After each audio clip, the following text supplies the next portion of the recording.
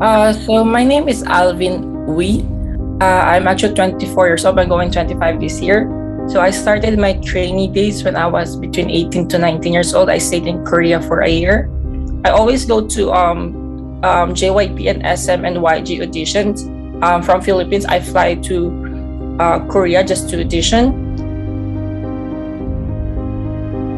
I actually started as a student in a well-known K-pop training school.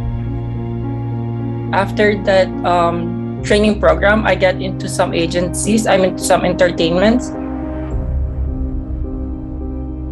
They took me because I was popular in my country. Like I have like 40,000 followers on Facebook. My engagement back then was 3,000 to 4,000.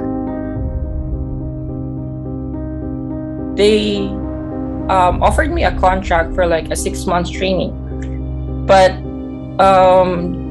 they told me they're gonna pay for the training. They're gonna give me like a place to stay. There will be lessons, but as time goes by, there was nothing. So I keep like staying in Korea for nothing. Like they keep sending me to academies that I am paying for myself, and every time they told me, they said they're gonna reimburse me. And then I found out online because my friend saw it that they were actually selling merchandise under my name, like some photos of me and stuff without my acknowledgement.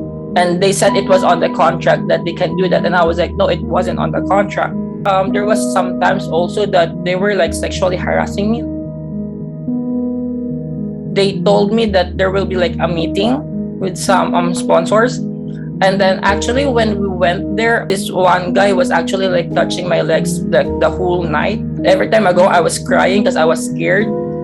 I keep auditioning, and I keep getting the same experience. The sexual harassment, it always happens because they know that I was alone and I was vulnerable. Like I don't know anyone at that moment. There was a lot of like discrimination because I was the only Filipino and everyone was like Korean and Chinese. And during that time, I heard a lot of stuff like you're too dark. Filipinos won't actually make it because you should be like just cleaning in the house kind of thing. So during that time, I heard a lot of hurtful stuff. I'm not allowed to have an actual job because my visa was like student. Filipino churches in South Korea, they heard about my story, so sometimes they gave me money. I remember I only eat bread most of the time, and I didn't have any proper meals for like 3 months. So I was really skinny. Like I can see my bones during that time.